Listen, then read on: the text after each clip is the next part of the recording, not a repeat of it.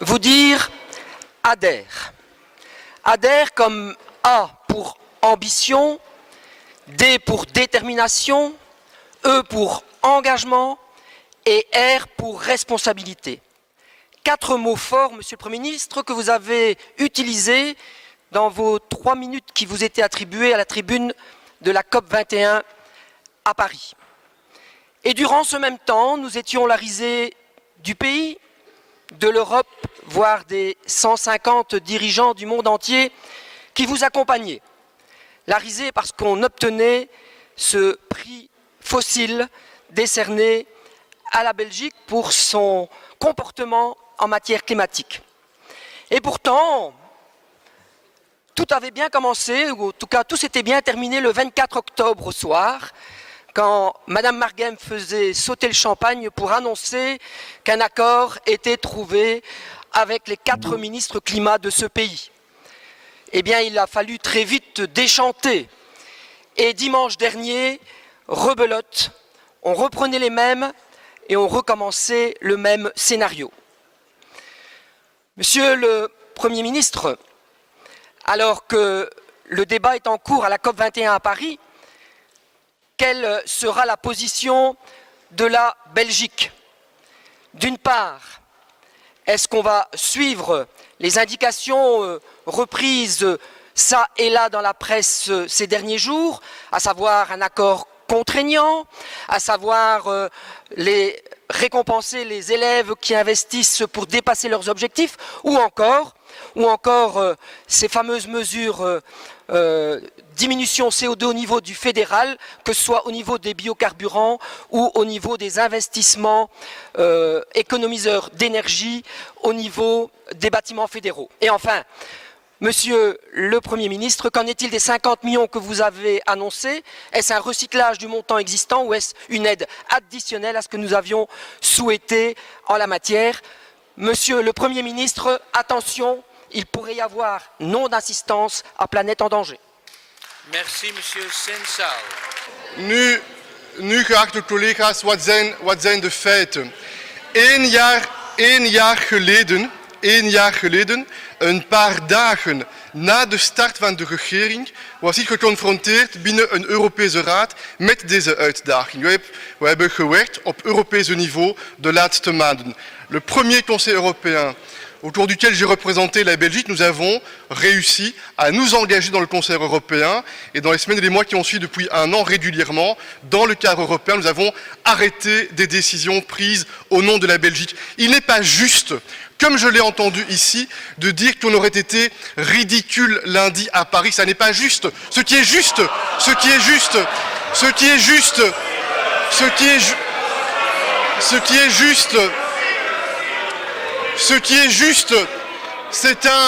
qu'un candidat aux élections du SPA a remis le prix fossile à Belgique. Ça, c'est la vérité.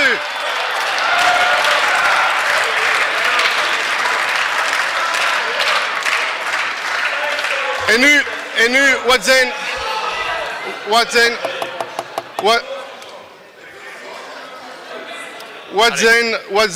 de feiten, meneer de voorzitter?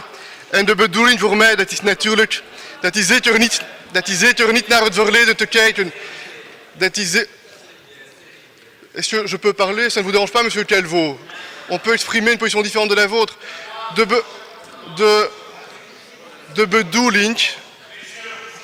De bedoeling, dat is natuurlijk alles te doen om een akkoord te sluiten. En wat zijn de feiten? De laatste dagen en ook de weekend voor de aanwezigheid in Parijs, we hebben geprobeerd met de minister-president naar een akkoord te gaan. En ik heb veel punten hier gehoord. Maar wat is de waarheid? Quelques heures avant de partir vers Paris le dimanche soir, j'ai tenté personnellement, avec le ministre-président flamand, avec le ministre-président wallon, de rapprocher les points de vue. J'ai formulé des propositions le dimanche soir qui ont été refusées par le gouvernement wallon et ensuite, effectivement, le lendemain, le lundi, des refus sont venus au départ en flamand. Ça veut donc dire, ce sont les faits. Et ça veut donc dire que dans la négociation, ce sont les faits, et ça veut dire que dans la dynamique de négociation, dans la dynamique Monsieur le Président, est-ce qu'on peut parler? Est-ce qu'on peut répondre à une question sans... Est-ce qu'on peut parler? Oui. Le dimanche soir, donc je répète, le dimanche soir, j'ai formulé une proposition qui a été acceptée par le gouvernement flamand, qui n'a pas été concrétisée par le gouvernement wallon le dimanche soir. C'est la réalité, Madame Collins, c'est la réalité.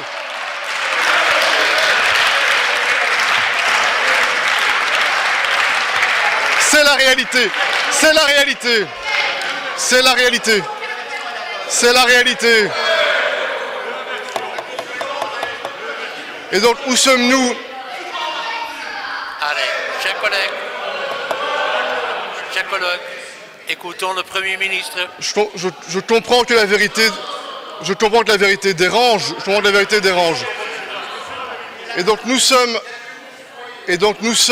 dans une situation depuis lundi où non-stop, nous sommes en contact avec les cabinets des différents gouvernements concernés.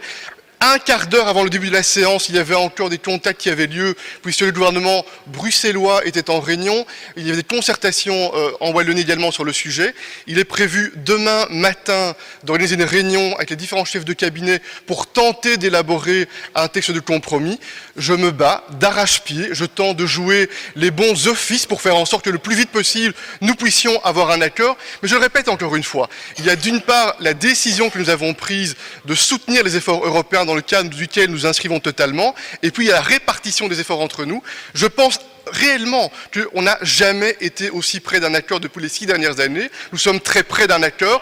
Les derniers efforts sont les plus compliqués pour chacune des entités, comme c'est chaque fois le cas, et je lance un appel à la responsabilité de chacun, et je dis solennellement l'engagement du gouvernement fédéral à continuer à se mobiliser totalement, à faire les efforts pour qu'on puisse le plus rapidement possible concrétiser ce dossier qui n'a pas pu l'être pendant les 6 dernières années et que j'espère nous pourrons concrétiser très rapidement dans les heures ou dans les jours qui viennent. Merci de l'attention.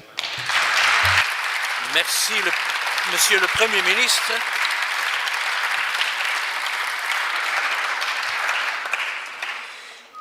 Monsieur le Président, Monsieur le Premier ministre, heureusement que le ridicule ne tue pas et que vous étiez meilleur à Paris.